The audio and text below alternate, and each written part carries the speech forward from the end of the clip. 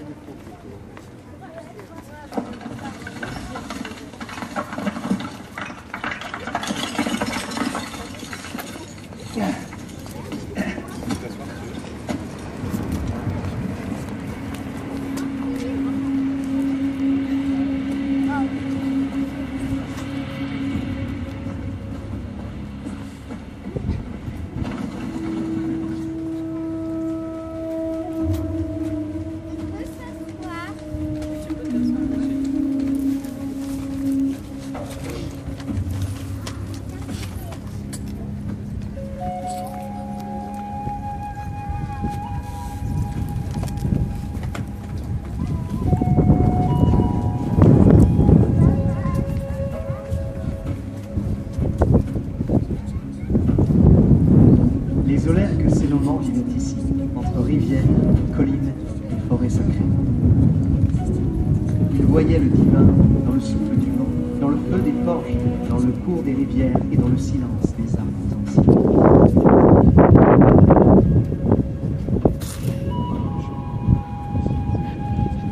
Alors apparaissait Cernunnos, dieu des forêts sauvages, des animaux et des cycles du monde. Il veillait sur l'équilibre fragile entre l'homme et la nature.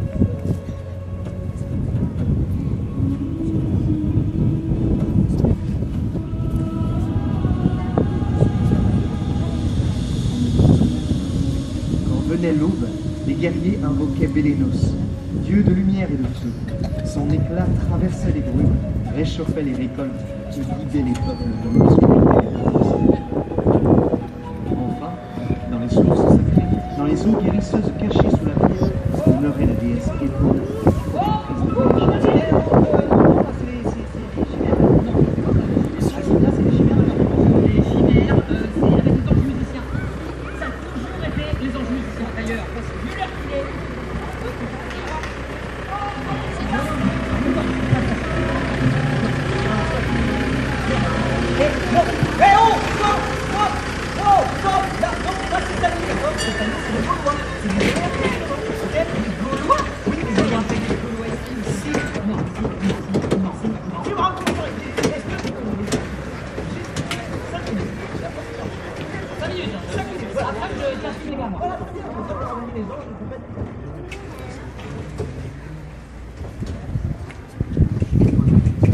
Des voyageurs, des terres fertiles, des vivants.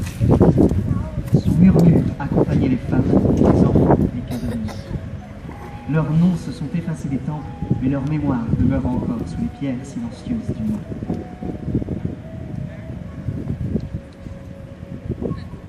Bien avant les mémoires écrites, ce dolmen veillait sur le pays des Sénombres. Autour de ces pierres immobiles, les anciens célébraient les cycles de la nature, la mémoire des ancêtres et les forces invisibles qui animaient le monde. Les années passaient, les saisons défilaient, mais la pierre au lait, elle, demeurait.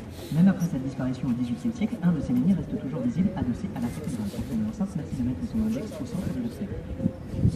Et voici Vindino. Oui, Vindino. La cité s'appelait déjà comme ça avant que les Romains la renomment Vindinum. Les Olèques Sénombres y vivaient au rythme des saisons, de la forêt, des troupeaux et des récoltes.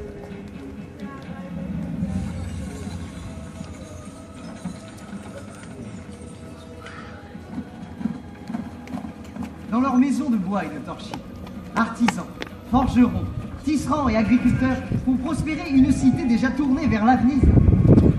Mais de sombres rumeurs arrivent au sud. Des routes inconnues traversent les forêts et des légions disciplinées remontent les vallées.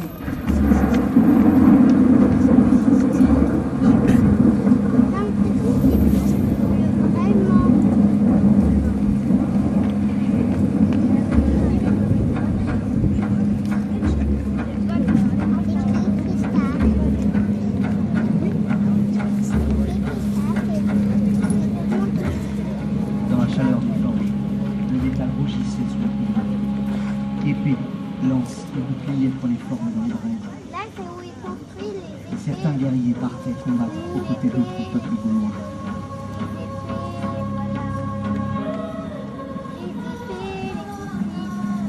Les armes, c'est ça qui est fabriqué. Et là, maintenant,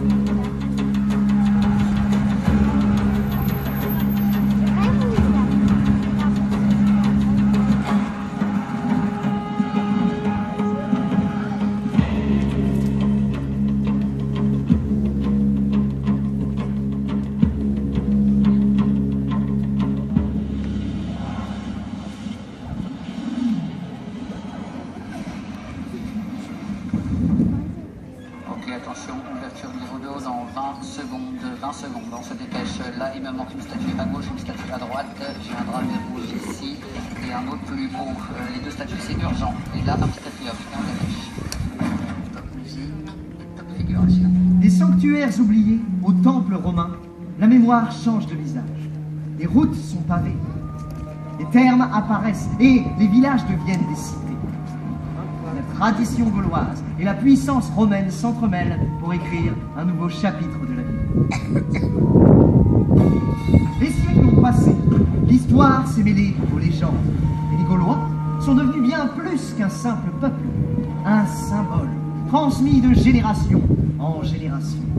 Mais derrière le mythe demeure une réalité, celle des femmes et des hommes qui ont façonné cette terre, labouré ses champs et bâti les premières pages de notre histoire, de votre histoire. Car ici, au cœur de l'ancienne Vindinum, résonne encore l'héritage des solaires que c'est nos noms.